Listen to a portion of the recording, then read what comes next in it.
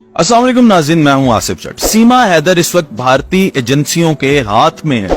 जो भारतीय एजेंसियां चाहती है वही सीमा हैदर कर रही है और इनका मकसद है मिलकर पाकिस्तान को डिफेम करना, पाकिस्तान के अंदर मजहबी इंतशार फैलाना। मैं आपको सबूत के साथ आज ये वीडियो दिखा रहा हूँ, आप खुद एनालाइज कर सकेंगे, आप खुद समझ सकेंगे कि किस तरह सीमा भारतीय एजेंसियों के हाथ में है। सबसे पहले समझने के लिए बात जहाँ से शुरू हुई वहां पे चलते हैं। सीमा जाती है इलीगल तरीके से बगैर वीजा के इंडिया के अंदर और वहां पे जाकर ये यूपी में रुकती है और यूपी के चीफ मिनिस्टर है योगी साहब। योगी साहब को जब पता चलता है कि पाकिस्तान से एक नारी आई है और उसने फिर हिंदू मजहब को अपनाया है, तो वो सरकारी सतह पे ऐलान करते हैं कि इसके बच्चों को सारी जिंदगी मुफ्त तालीम देंगे। फिर उन्होंने कहा हर तरह की प्रोटेक्शन देंगे। फिर उन्होंने कहा सीमा को नेशनैलिटी देंगे। अब सवाल पैदा होता है इतनी सारी प्रिविलेजेस सीमा को क्यों मिल रही? मेजर गौरव आर्या जो कि हमेशा पाकिस्तान के हवाले से बकवास ही करते रहते हैं, जिंदगी में पहली दफा उसने एक कमाल की बात की और वो बात उसने ये की कि नेपाल के रास्ते से जो लोग इंडिया आ रहे हैं, अगर सीमा आई है तो और भी लोग आ सकते हैं।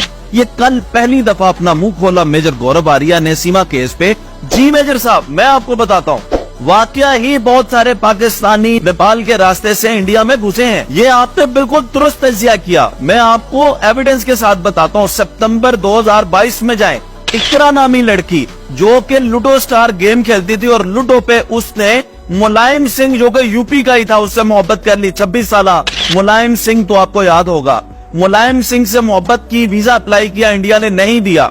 फिर उसने भी यही रास्ता इख्तियार किया, वो नेपाल से गई, नेपाल से जाकर वो भी भारत में गई, यूपी में रही। सितंबर 2022 से लेके जनवरी 2023 तक इकरा इंडिया में थी। फिर क्या हुआ कि उसने भी हिंदू मजहब अपना लिया, उसको भी वहां पे बड़ा लोकल सतह पे वेलकम किया गया, लेकिन उसको किसी पड़ोसी ने नमाज पढ़ते देखा, फिर उसको डिपोर्ट कर दिया गया। मुलायम सिंह पे 420 का पर्चा दिया गया, जिसका घर था उस इंसान पे भी पर्चा दिया गया।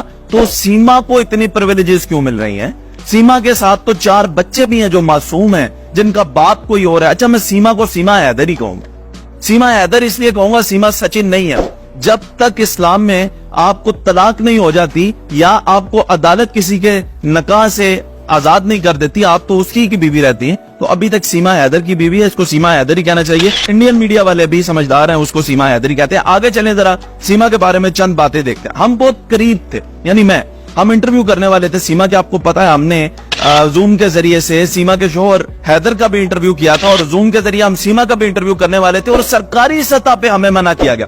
इंडिया में सरकारी सतह पे हमें रोक दिया गया कि आप मुसलमान हैं, इसलिए आप सीमा का इंटरव्यू नहीं कर सकते। ये अब सोचें, इस वक्त सीमा के पास कोई मुसलमान नहीं जा सकता। अब जरा आगे चलते हैं। एक मजहब में आपने, उसने कहा कि मेरी 25-26 साल उम्र है, आपने जो उम्र गुजारी है उस मजहब के बारे में पता है क्या? सीमा को आपने भी देखा, एक एंकर जाता है उसके पास, वो चंद सवालात पूछता है। जब नमाजों का पूछा तो फजर के बाद उसको मगरिब याद आ गई। फजर, ये मगरिब। फिर उसने रकात पूछी तो फजर की रकात नहीं उसको आई। चले, हो सकता है जी किसी मुसलमान को ये भूल भी गई हूँ। उसके अलावा उसने कहा मुझे कोई आयत भी याद नहीं है, कुल हु अल्लाहु अहद भी उसको याद नहीं आई। जी सूरत आती है, सुना दीजिए। मैं भूल गई हूँ सर, सॉरी। आखिर सीमा पहुंच किस स्टेज पे गई है? ये हो क्या रहा है? क्योंकि 2 दिन वो रुकी है जेल में और उसने कहा मैंने 2 दिन के अंदर इतनी वहां पे पूजा पाठ की है कि मुझे वो अब याद है और मैं मजहब इस्लाम जो है वो भूल चुकी हूँ। 26 साल जिस मजहब के अंदर गुजारे वो भूल गई और पूजा पाठ जो है इसको याद है। 2 दिन जो इसने की है इसकी माता ने इससे करवाई। जेल में थी तब भी हमने पूजा खूब करी, यहाँ आई तब भी मम्मी ने पूजा कराई, वो अब इसको याद है। तो ये मशकूक बातें हैं सीमा के हवाले से जो ये जाहिर करती हैं कि ये इंडियन एजेंसियों की औरत है। अब आप खुद सोचें, सीमा का पहला शोहर जो हैदर है वो भी एक